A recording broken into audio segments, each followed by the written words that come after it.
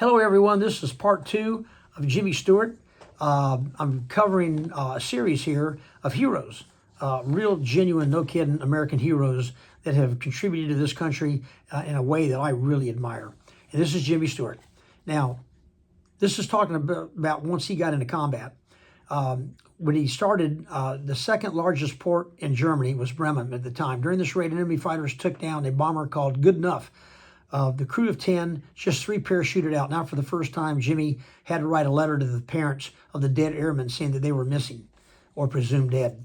On his third mission, his group was ordered to hit a V-1, the flying bomb launching sites in France. Coming in low at 12,000 feet, 35 B-24s plastered the target near the coast, then returned to base without even being targeted by flak fighters. The worst was to come, though. A flight that he didn't actually fly on, his squadron did. The raid on the city of Gotha, Germany, led to the loss of 13 planes or 130 men, all in one go. He had to write letters to those families as a result of that. For more than 2 hours, Nazi fighters poured death and destruction at Stewart's men from every direction. They used cables with bombs attached to them to bring down the bombers. They fired rockets like the 4th of July. They fired rockets at will. Nazi pilots followed the planes down to make sure that there were no survivors. Those who survived told horrific tales of bodies flying through the air and planes exploding in front of them. Stewart heard all this and knew that the next day he had to lead a nearly identical mission. That night he couldn't sleep. His flight was nowhere near as bad, however.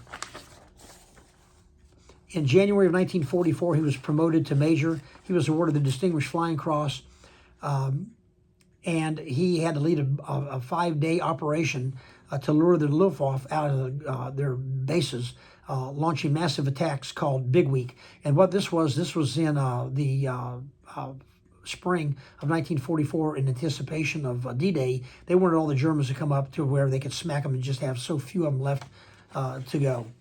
He also took care of his men. When Stewart found out that his finance officer wouldn't have enough money for his crew for a few days, he threatened to have him transferred to the infantry unless they paid his men immediately.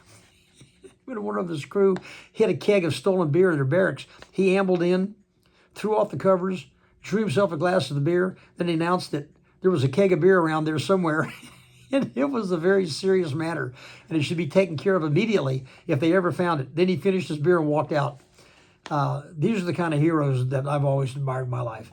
On January 7th, after bombing this Luftwaffe, Stewart noticed that his lead group was 30 degrees off course, and he's slowly diverging from the protective fire of the rest of the formation on the way back to base. Knowing the bomber's new direction would take them directly over Luftwaffe fields in France, he radioed the lead airplane, explained that they were off course. The lead replied curtly that no, they weren't, and stay off the radio. He faced a difficult decision. He could stay with the rest of the formation on the correct course, or he could follow his out-to-lunch lead squadron. A 2-squadron formation would be much more vulnerable, but a single squadron didn't have much of a chance at all. He chose to stay with the squadron and add the defensive power. Sure enough, more than 60 German planes swarmed up from the bases below. The commander of this group that made his mistake was shot down his plane, and he was killed. The rest of the guys in Stewart's formation, they all made it back. He rose from private to colonel in 4 years, and he participated in 20 often brutal World War II combat missions over Germany.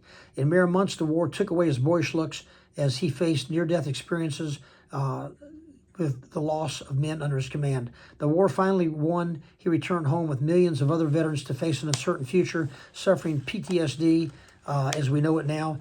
The younger actors that were left behind wound up getting roles that he was passed over. Of course, we all know that he got into A Wonderful Life, which is, by the way, my favorite movie. It enabled him to be ferocious and to show raw emotions. When his character, George Bailey, channels his anger and guilt in the scene where he rages at his family, it's almost certain that his extreme case of PTSD gave him a perspective and emotional range that he did not have before the war. Some believed he would look for scripts where he could demonstrate that rage. 2 such films that allowed him to explore his dark side were Shenandoah and Winchester 73. During an interview late in life, the actor explained that World War II was something I think about every day, one of the greatest experiences of my life. Asked whether it had been greater than being in films, he said simply, much greater. I can vouch for that. That's the highlight of my life, being in the Air Force and going into combat. So until next time, you guys stay safe. Bye-bye.